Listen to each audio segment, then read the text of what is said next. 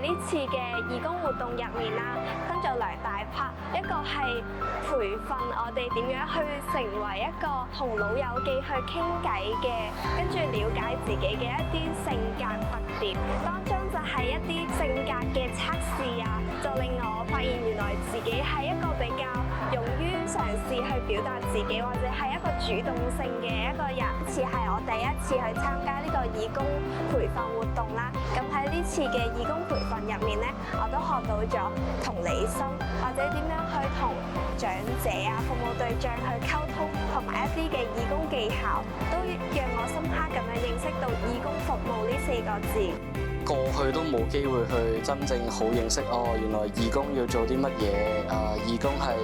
要點樣嘅。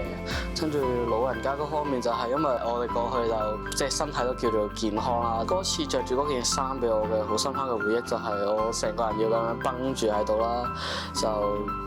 比較難喐咁樣。咁我就可以靠住我自己，可能本身有啲體力去跳下跳下咁樣，但係咁我就可以諗到真正嘅老人家，可能佢哋唔係靠呢身衫，而係佢哋真係自身要咁樣彎住嚟行，係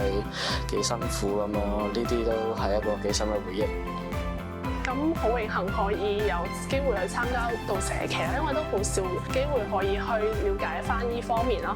個補菜中心嘅餐廳咧，其實我係一直即係經常都會經過嗰邊咯，但係我從來都唔知入邊係呢個情況咯。俾我嘅感受就係可以透過呢次機會去了解翻原來社會上有好多嘅方法咧去解決啦，包括係可以俾一啲特殊嘅群體嘅就業方向嘅問題去解決到嘅。首先，服務社會係唔單止係要從社會大眾開始做啦，亦都可以從身邊嘅同學、朋友、家人去一齊做，去睇下佢哋，觀察下佢哋有咩需要，可以適時去幫下佢哋。